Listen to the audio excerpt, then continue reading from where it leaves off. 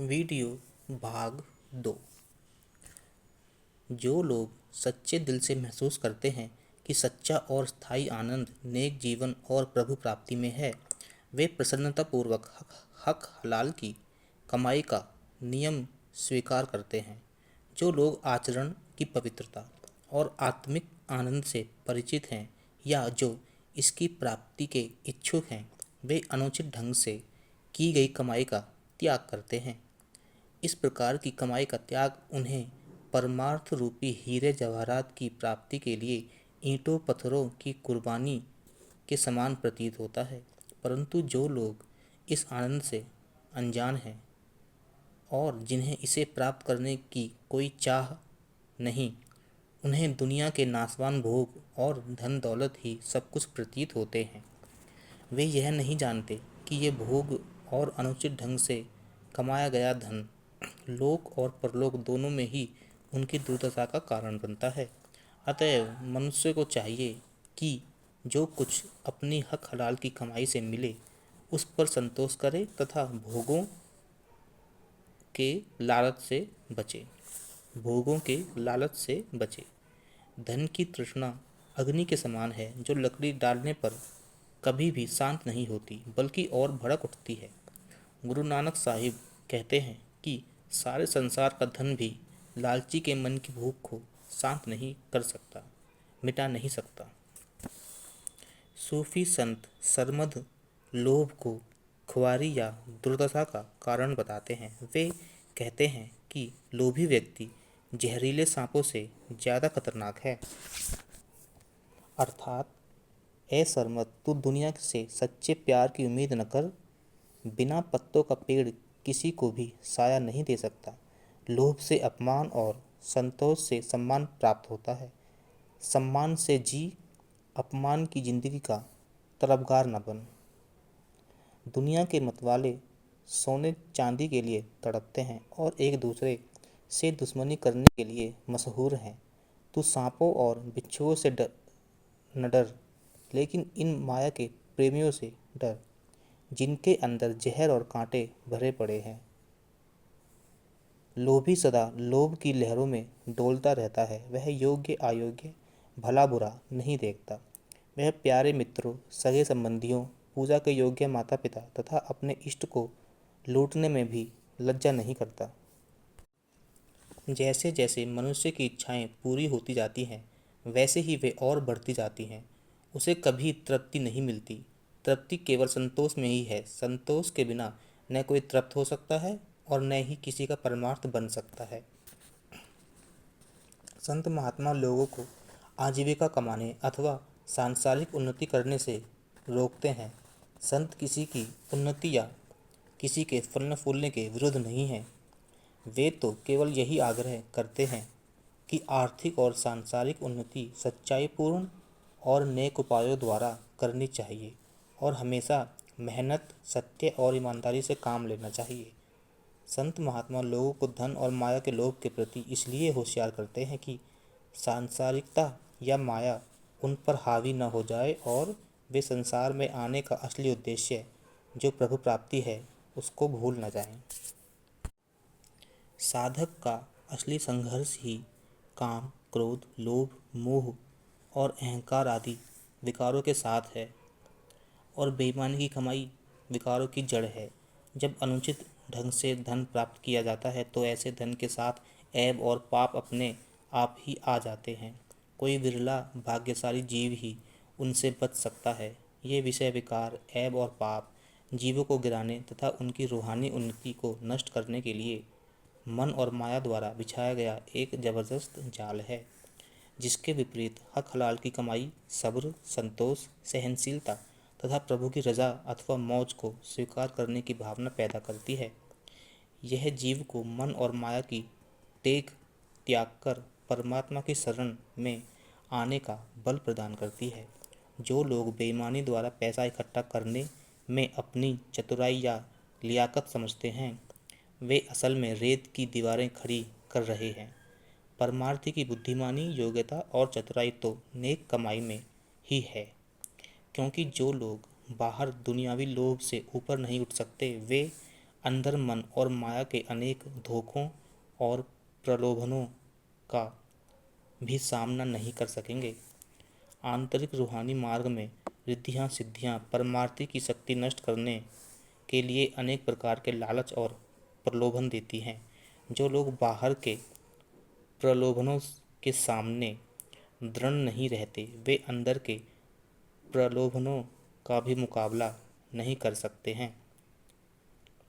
पराये धन तथा अनीति या हेर फेर की कमाई का लोभ जीव को रूहानियत की बादशाहत से दूर रखने के लिए माया द्वारा खड़ा किया गया चतुर ठग है, जो परमार्थी को इससे हमेशा सावधान रहना चाहिए।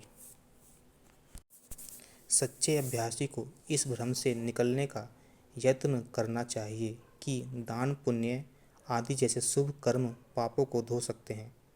कबीर साहिब ऐसे व्यक्ति की वृत्ति पर आश्चर्य प्रकट करते हैं जो अहिरन की चोरी करके सुई का दान देता है और फिर आशा करता है कि ऐसे दान के फलस्वरूप भगवान मिल जाएंगे।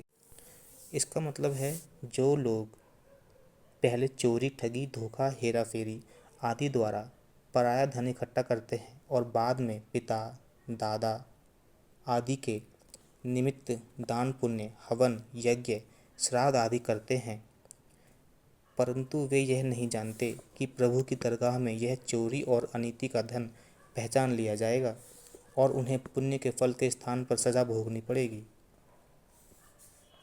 प्रभु की दरगाह में केवल हक हलाल की कमाई में से दिए दान का शुभ फल मिलता है। चोरी, ठगी तथा बेईमानी की कमाई में से किए गए अथवा मृत्यु के बाद दूसरों द्वारा किए गए दान पुण्य आदि नहीं। यहाँ आप शिष्यों और अभ्यासियों को उपदेश देते हैं कि मनुष्य को अपने कर्मों का लेखा अवश्य देना पड़ता है, इसलिए हर बुरे कर्म से बचना चाहिए। लेन देन और व्यवहार में सच्चाई, नियत साफ होनी चाहिए। इस नियम को तोड़ना जहर पीने के समान है, जिससे मनुष्य की रूहानियत नष्ट हो जाती है। संत पराये माल के लिए ललचाने वाले को चेतावनी देते हैं कि जो मनुष्य कई उपायों द्वारा पराया माल हथियाता है और लाखों का स्वामी बन जाता है, मौत के समय उससे वह माल छिन जाता है और उसे यमदूतों के हाथों यातनाएं सहनी पड़ती हैं। यहाँ फिर संत चेतावनी देते हैं, वह सावधान करते हैं पराया हक छीनने वाले को कि ऐसा करके वह कर्मों का भारी बोझ इकट्ठा कर रहा है। क्या वह नहीं जानता कि उसे दोबारा जन्म लेकर यह कर्ज चुकाना पड़ेगा? इस तरह वह मनुष्य जीवन की अनमोल बाजी जुए में हार रहा है और लाखों का खेत व्यर्थ ही लुटा रहा है। आप उन लोगों को धिक्कारते हैं जो ईश्वर से क्षमा मांगकर और सूदखोरी से तौबा करके फिर सूदखोरी करते हैं, या जो अपनी धर्म पुस्तकों की कसमें खाकर कहते हैं कि आगे से पराया माल नहीं हथियाएंगे, लेकिन मौका तलाश करके वे उसे फिर हथिया लेते हैं। बाइबल में पराया हक छीनने की मनाही की गई है। सेंट पॉल ने अपने एक पत्र में लिखा है, सबको उनका हक दो, जिनके टैक्स तुम्हारे जिम्मे हैं उन्हें टैक्स दो और जिनका लगान देना है उन्हें लगान दो। मजदूरों का हक छीनने वाले को इस प्रकार चेतावनी दी गई है, देखो उन मजदूरों की ओर जिन्होंने तुम्हारे खेत काटे हैं और जिनकी मजदूरी तुमने धोखे से छीन ली है। वे पुकार करते हैं और उनकी चीखें मालिक तक पहुंच गई हैं, अर्थात परमात्मा उनकी पुकार अनसुनी नहीं कर सकता और तुम्हें सज़ा देगा। तुम चोरी नहीं करोगे एक अन्य कर्म कमांडमेंट के अनुसार पड़ोसी की किसी भी चीज़ की इच्छा करना तक मना है। कुरान शरीफ में भी कहा गया है कि एक दूसरे का धन धोखे से मत छीनो और ना हकीमों को रिश्वत दो। एक अन्य स्थान पर फरमाया गया है, जब तोलने लगो पूरा तोलो और ठीक तराजू से तोलो। असल में पराये धन और अनुचित ढंग से कमाए धन का लालच इतना प्रबल होता है कि साधारण जीव तो क्या, कई परमार्थी पुरुष भी इसके लोभ से बच नहीं पाते। हम सोचते हैं कि पैसा जिस तरह से भी कमाया जा सके कमा लें और फिर थोड़ा बहुत साथ संगत की सेवा में खर्च कर दें, जिससे अपने आप ही सब कुछ ठीक हो जाएगा। यह ठीक है कि न देने से देना अच्छा है, क्योंकि इससे धन का मोह घटता है, कमाई सफल होती है। विषय विकार, बीमारी, मुकदमे आदि में लगने वाला धन नेक काम में लगता है। धीरे धीरे नेक कमाई करने की प्रेरणा और शक्ति मिलती है और जीव गलत मार्ग से हटकर ठीक मार्ग की ओर आगे बढ़ता है। परंतु जो लाभ नेक और पवित्र कमाई में से परमार्थ में लगाए धन का होता है, उसका मुकाबला नहीं किया जा सकता। हजूर महाराज कहते थे कि सत्संगी भजन सिमरन चाहे कम करे, लेकिन बुरे कर्मों, बेईमानी की कमाई तथा धोखे और छल से जरूर बचें, क्योंकि भजन की कमी किसी न किसी समय पूरी हो सकती है, परंतु ठगी, छल कपट और बेईमानी तो परमार्थ की जड़ ही काट देते हैं और पराये धन का हिसाब चुकाने के लिए जीव को दोबारा भी जन्म लेना पड़ सकता है। संतों ने पराये हक को छीनना हिंदुओं के लिए गाय तथा मुसलमानों के लिए सूअर का मांस खाने के समान बताया है। आप फरमाते हैं कि प्रभु की दरगाह में सद्गुरु अपने शिष्य का पक्ष तभी लेते हैं, तभी उसकी हिमायत करते हैं, यदि वह उनकी खींची हुई लकीर में रहता है और मुर्दारू यानी पराये धन से बचता है। सिख इतिहास बताता है कि गुरु घर द्वारा दशमांश जमा करने के लिए नियुक्त मसंद, जिनको शुरू में उनके प्रेम, श्रद्धा और सेवा भाव के लिए मसंद बनाया जाता था, समय बीतने के साथ खुद इस दशमांश का उपभोग करने लगे। परिणाम स्वरूप उनका आचरण गिर गया, उनकी शिष्य होने की ऊंची और पवित्र भावना जाती रही। वे अनेक प्रकार की कुरीतियों के शिकार भी हो गए। हालत यहाँ तक पहुँच गई कि श्री गुरु गोविंद सिंह जी को उनके विरुद्ध बहुत कठोर कदम उठाने पड़े और उनके साथ हर प्रकार का मेल जोल और लेन देन बंद करना पड़ा।